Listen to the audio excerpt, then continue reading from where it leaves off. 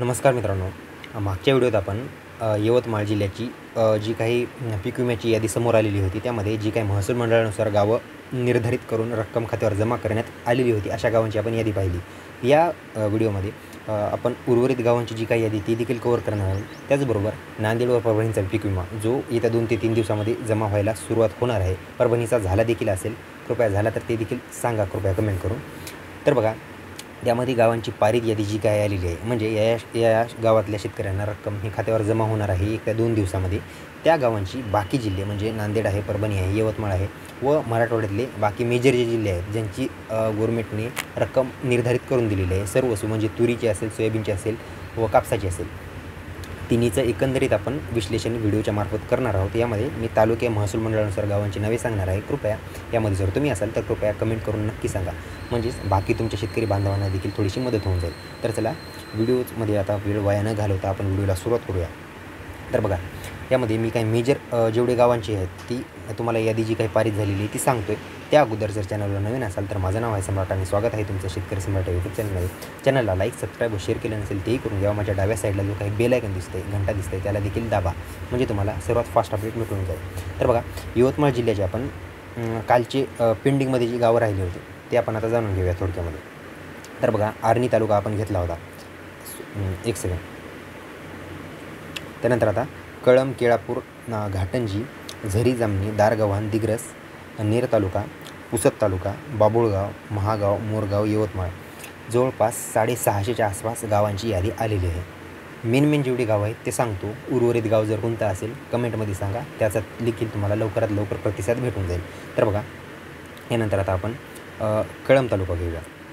कळम तालुक्यामध्ये पाहायला गेलं तर आता अंतरगाव आहे, त्यानंतर अर्जनी आहे, आमळा आहे, आलोडा आहे, आष्टी आहे, त्यानंतर इरोचा आहे, उमरगाव आहे, उमरी आहे, एकळासपूर आहे, त्यानंतर औरंगापूर आहे, कळंब आहे, कळसपूर आहे, काटरी आहे, कान्होरी आहे, त्यानंतर कामतवाडा आहे, कारक आहे, कामसपूर आहे, त्यानंतर किनवट आहे, किन्हाळा आहे, कुसाळ आहे, कैलासपुरी आहे, खडकी आहे, खडकी झाल्यानंतर खोटाळा आहे, खैरी आहे, खोरादा खुर्द आहे, गंगादेवी आहे, त्यानंतर गांधा आहे, गांधीनगर आहे. आणि ह्या व्हिडिओमध्ये मित्रांनो एक महत्त्वाची अपडेट तुम्हाला सांगायची आहे, ती म्हणजे तुमचा पीक विमा जर अद्यापही यवतमाळ जिल्ह्यातल्या या गावांमध्ये देखील तुम्ही जर मोडत असाल तरी देखील तुमच्या खात्यावर रक्कम जमा झाली नाही आहे. त्याचबरोबर परभणी जिल्ह्याची जर कोणी असाल तर तुमच्या खात्यावर जर रक्कम जमा झालेली नाही आहे तर त्याच्यासाठी छोटीशी अपडेट व्हिडिओच्या शेवटी असणार आहे.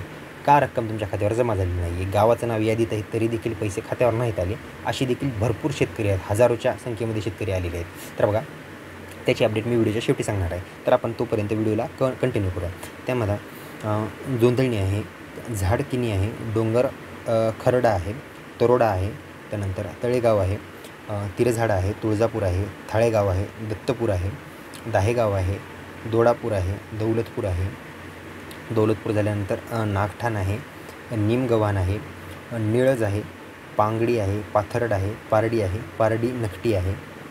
ते झाल्यानंतर पारसोडी खुर्द आहे, पारसोडी बुद्रुक देखील आहे, त्यानंतर पाहूर आहे, पिंपळ खोटी आहे, पिंपळगाव आहे, पिंपळगाव गोहे, पिंपळगाव शेंडा, 4 पिंपळगाव या यादीमध्ये आलेले आहेत. त्यानंतर पिलखाना आहे, पोटगव्हाण आहे, बऱ्हाणपूर आहे, बेलोरी आहे, भवनपूर आहे, मंगरूळ आहे, माटेगाव आहे, मानकापूर आहे, मेंढाळा आहे, म्हसोळा आहे, यशवंतपूर आहे, राजूर आहे, रासा आहे, त्यानंतर वांदळी आहे, वादबोळी आहे, शंकरपूर आहे, शिंगणापूर आहे, शिंगणापूर झाल्यानंतर शिवनी खुर्द आहे, शिवपुरी आहे, त्यानंतर हिवरा आहे आणि हिराडी.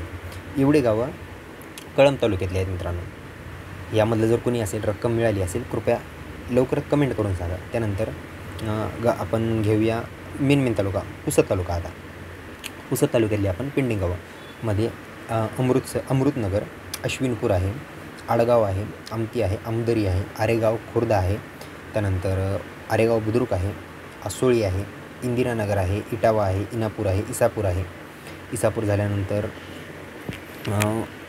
काकदाडी आहे, त्यानंतर कान्हेरवाडी आहे, कारोळा आहे, कारला आहे, कुंभारी आहे, त्याबरोबर कुसाडी आहे, कुऱ्हाडी आहे, त्यानंतर कोंडाई आहे, कोपरा खुर्द आहे, कोपरा बुद्रुक आहे. ते झाल्यानंतर खांडाळा आहे, खाटकाळा आहे, खारशी आहे, खैरखेडा आहे. तर बघा मित्रांनो, जवळपास आपण आता 200च्या आसपास जेवढे गावं राहिलेली आहेत ती कव्हर केली. तर पाहायला गेलं तर जवळपास 950 गावं आहेत, पण बाकी गावं पेंडिंगमध्ये आहेत. त्यांना रक्कम मिळत नाही आहे. त्या देखील गावांची यादी तुम्हाला पाहिजे असेल तर ती कृपया तुम्ही तसं कमेंटमध्ये सांगा, म्हणजे पुढच्या व्हिडिओमध्ये मला त्या देखील गावांची यादी जी काही आहे ती घेऊन यायला मदत होऊन जाईल. तर बघा, आता त्यानंतर व्हिडिओला आपण कंटिन्यू करूया. तर बघा, फुलवाडी आहे, फेटार आहे. तर बघा, काही जण असं म्हणतात की बाबा नांदेड व परभणीचा पीक विमा मिळणार कधी. परभणीचा पीक विमा जवळपास 90% चान्सेस आहेत की आज, काल किंवा उद्या या 2 ते काल जर कुणाला मेसेज कृपया आला असेल तर कृपया कमेंट करून नक्की सांगा.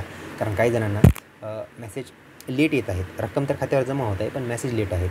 त्यासाठी एकदा बँकेत जाऊन चक्कर देखील मारून तुम्ही येऊ शकता. एकदा एंट्री करून या तुमच्या पासबुकवर किंवा आधार सेवा केंद्रावर जाऊन थंब देऊन तुम्ही तुमच्या खात्यावरची रक्कम चेक करू शकता. कारण सध्या कार्यालयीन वेळ म्हणजे शनिवार रविवारमध्ये बँकेचा वेळ हा थोडा बिझी शेड्यूल आहे. त्याचबरोबर सुट्टी असल्यामुळे देखील मेसेज येत नसतील, असं देखील होऊ शकतं.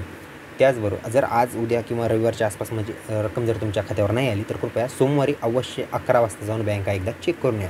तुमच्या खात्यावर रक्कम आलेली ही येऊ शकते. याबाबत 90% तर चान्स आहेत की रक्कम खात्यावर येऊ शकते. मी जे जिल्हे सांगितले त्या जिल्ह्यांची. बाकी जिल्ह्यांची जशी काही अपडेट येईल तशी देखील मी तुमच्यासोबत शेअर करून टाकेल, म्हणजे लवकरात लवकर. त्यासाठी तुम्ही चॅनलला सबस्क्राईब व लाईक करून बेल आयकन दाबून ठेवा. तर बघा, ही झाली छोटीशी तुमची ती अपडेट. आता यामध्ये उर्वरित जे काही पेंडिंग गाव आहेत ते आपण जाणून घेऊया. तर बघा, त्यानंतर बजरंग नगर आहे पुसद तालुक्याचा. आणखी पुसद तालुका सुरू आहे. आणखी 2 ते 3 तालुके घ्यायचेच राहिलेले आहेत. तर बघा, बोरगडी आहे, बोरनगर आहे, बोरी खुर्द आहे, त्यानंतर ब्राह्मणगाव आहे, भांडारी आहे, भोजळा आहे, मधुकर नगर आहे. मधुकर नगर झाल्यानंतर मांजर जावळा आहे, मांडवा आहे, मानसळ आहे, मारवाडी बुद्रुक देखील आहे. त्यानंतर मारवाडी खुर्द.